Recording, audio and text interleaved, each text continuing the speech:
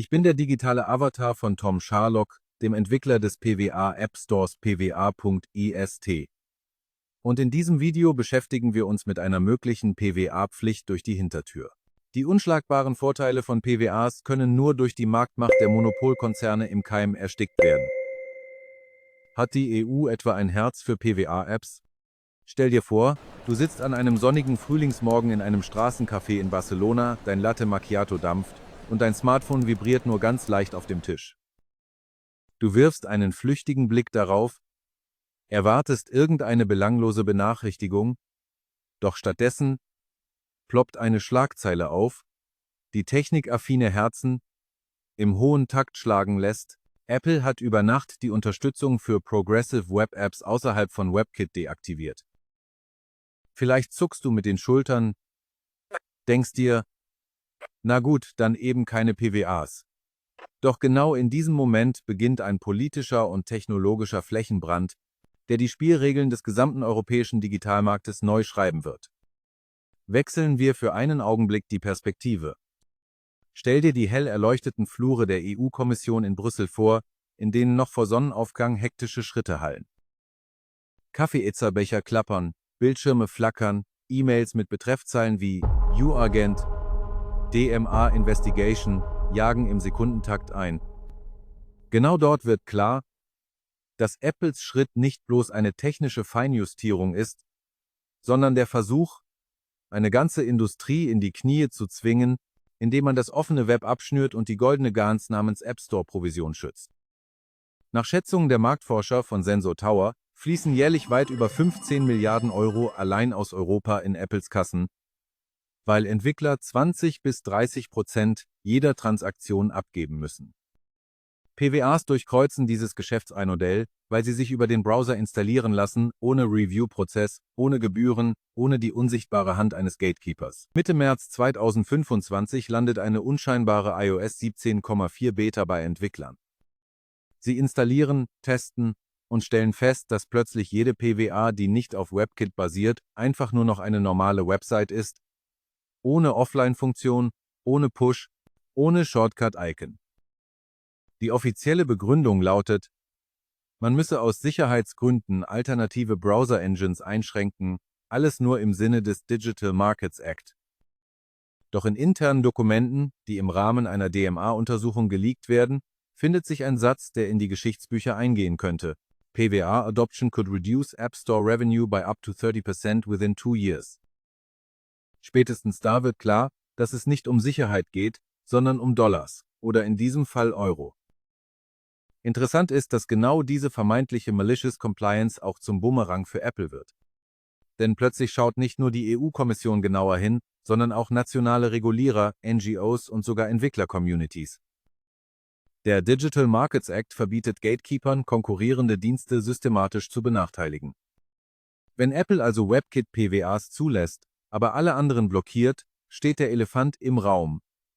Wettbewerbsvorteil durch technische Barriere. Binnen 48 Stunden kündigt die Kommission ein formelles Verfahren an und quer durch Europa trendet der Hashtag FreeCWeb. An dieser Stelle lohnt ein Blick darauf, warum die EU so unverrückbar am offenen Web hängt. Es geht um digitale Souveränität, die Idee, dass Kontinente nicht von proprietären Ökosystemen, weniger Tech-Konzerne abhängig sein sollten. Mit Gaia X hat Europa 2022 schon eine Cloud-Initiative gestartet, die auf offenen Standards basiert.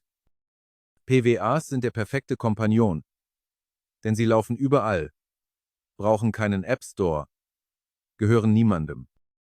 In einer Welt, in der Daten das neue Öl sind, ist die Architektur einer PWA so etwas wie der Elektromotor der Software, emissionsarm, effizient und frei nutzbar. Barrierefreiheit ist ein weiterer entscheidender Treiber. Der European Accessibility Act, der am 28. Juni 2025 in Kraft tritt, verlangt, dass digitale Dienstleistungen für Menschen mit Behinderungen zugänglich sind. Eine Analyse des European Disability Forum von 2024 ergab, dass PWAs durchschnittlich 40% bessere Accessibility Scores erzielen als native Apps, gemessen mit dem W3C-Tool Accessibility Conformance Evaluation Methodology. Der Grund ist simpel. HTML ist semantisch. ARIA-Rollen sind etabliert. Und Responsivität ist Standard. Nativen Apps fehlt diese jahrzehntelange Verankerung von Barrierefreiheit, weshalb Entwickler oft erst im Nachhinein Screenreader-Support draufschrauben. Für die 87 Millionen Europäer mit Behinderung bedeutet das, eine einzige PWA ersetzt 2 separate native Apps, senkt Speicherbedarf auf älteren Geräten und senkt Einstiegshürden. Doch wie sieht das Ganze im Feld aus? Wir springen in die oberbayerische Kleinstadt Musterstadt, wo die Stadtwerke 2024 vor einem Dilemma standen. Eine native App, verschrien von den Nutzern, pro Jahr 180.000 € teuer, dazu miese Bewertungen, eine Handvoll komplizierter Updates. Ein junges Team von Entwicklern überzeugt den Vorstand, stattdessen eine PWA zu bauen. Sie beginnen mit einer responsive Website, schalten Schritt für Schritt Funktionen frei. Zählerstand offline erfassen, Push-Alerts, bei Rohrbrüchen, Install-Prompt auf dem Homescreen. Ein Jahr später sind die Kosten um 2/3 gesunken, die Reichweite hat sich fast verdreifacht und die WCAG-Konformität liegt bei stolzen 94%. Das spannendste Detail: Bereits vor dem Stichtag des European Accessibility Act erfüllt die App alle gesetzlichen Pflichtkriterien. Natürlich ist nicht alles Gold. Service Worker sind mächtig, können aber auch gefährlich sein.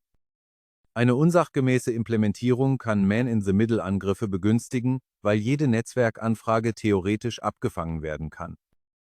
Die Oxford Internet Institute hat 2023 in einer Studie gezeigt, dass falsch konfigurierte Cache-Strategien sensible Daten unverschlüsselt im Speicher belasten. Doch die Antwort ist nicht Verbot, sondern Best Practice. HTTPS erzwingen, Cache-First-Strategien mit Bedacht wählen, regelmäßiges Audit mit Werkzeugen wie Google, Lighthouse oder Mozilla Observatory. Ein weiteres Argument der PWA-Kritiker lautet Fragmentierung. Chrome integriert fast alle APIs, Safari hinkt bei Push-Benachrichtigungen hinterher, Firefox implementiert sie mal so, mal so. Trotzdem zeigt die Annual Web Almanac 2024, dass sich die Lücke schließt. Die Push-API ist auf 86% aller mobilen Geräte verfügbar, Background Sync auf 71%. Entwicklern bleibt also ein gewisser Overhead, doch die Richtung stimmt. Und seien wir ehrlich, selbst Native-Apps müssen unterschiedliche SDK-Versionen, Bildschirmgrößen und Herstellerskins unter einen Hut bekommen. Damit kommen wir zur heißen Frage: Wird die PWA letztlich Pflicht? Niemand bei der EU sagt das offen. Aber wenn du dir die Gesetzestexte ansiehst, wirkt es wie ein Dominospiel. Der DMA zwingt Gatekeeper, offene Standards gleich zu behandeln. Der European Accessibility Act kürt PWAs de facto zum Goldstandard der Barrierefreiheit. Und die Web Accessibility Directive verpflichtet Behörden seit Jahren, ihre Services als barrierefreie Webanwendungen auszuliefern. So entsteht ein Umfeld, in dem jede Organisation, die 2026 noch rein native Apps anbietet, rechtfertigen muss, warum sie bewusst einen schlechteren Weg wählt. Spulen wir 2 Jahre vor, in das Jahr 2027. Du betrittst eine futuristische Straßenbahn in Amsterdam, bezahlst dein Ticket über eine PWA, die sofort offline wechselt, als die Verbindung im Tunnel abbricht. Dein digitaler Ausweis, eine PWA, speichert Nachweise Ende zu Ende verschlüsselt im Service Worker. Und wenn du in Kopenhagen in ein Leihrad steigst, ruft eine PWA im Hintergrund deinen persönlichen CO2-Fußabdruck ab, um dir zu zeigen, wie grün du unterwegs bist. Das Szenario klingt wie Science Fiction. Doch fast alle Bausteine existieren schon. Edge Computing, 5G Standalone-Netze und WebAssembly-Optimierung treiben PWAs in Leistungsbereiche, die vor 5 Jahren undenkbar waren. Jetzt fragst du dich vielleicht, was soll ich konkret tun? Der klügste Weg ist ein modularer Ansatz. Beginne mit einer sauber strukturierten, responsiven Web-Oberfläche. Implementiere Barrierefreiheit ab dem ersten Pixel, semantisches HTML, kontrastreiche Farben, Tastaturnavigation. Danach füge einen Service Worker hinzu. Lass ihn zunächst nur statische Assets cachen. Prüfe die Performance, dann erst Offline-Funktion, dann Push. Jeder Schritt bekommt sein eigenes Sicherheitsaudit und bei Problemen rollst du gezielt zurück. Damit bleibst du agil und verschwendest kein Budget an unnötige Features. Parallel lohnt sich ein juristisches Monitoring. Die Leitlinien des DMA werden quartalsweise verfeinert. Die Durchführungsverordnungen des EAA haben Kommentierungsfristen und nationale Parlamente gießen alles noch einmal in eigenes Recht. Wenn du frühzeitig verstehst, was kommt, verhinderst du kostspielige Nachbesserungen. Ein gutes Beispiel sind Live-Untertitel in Videos. Die meisten denken, das sei nur für Behörden relevant, doch der EAA schreibt Untertitel für alle essentiellen Informationsdienste vor. Ein PWA-Player mit WebVTT-Unterstützung löst das Problem frei, während native Apps oft proprietäre Caption-Formate verwenden. Bleibt die Sorge, dass Regulierung Innovation abwirkt. Die Realität zeigt, dass Soft Law, also unverbindliche Empfehlungen, manchmal stärker wirkt als harte Vorschriften. 2024 hat die EU-Kommission ein Toolkit for Accessible Web Apps veröffentlicht. Keine Pflicht, nur eine Empfehlung. Binnen 12 Monaten stieg der Anteil barrierefreier PWAs laut Web Almanac von 32 auf 49%. Menschen und Unternehmen folgen Erkenntnissen, wenn sie Nutzen erkennen, nicht nur aus Zwang. Und PWAs bieten Nutzen. Geringere Entwicklungskosten, breitere Reichweite, einfachere Wartung. Damit sind wir am Ende angekommen. Ich hoffe, ich habe euch einen guten Überblick über bereits aktive und kommende Regulierungen im Bereich der Web- und App-Entwicklung gegeben. Seid doch so nett und lasst ein Like oder Abo da. Ich bleibe hier definitiv am Ball und berichte, wenn es Neuigkeiten gibt. Wenn ihr eigene PWAs habt, tragt sie gern in meinen App Store auf pwa.ist ein.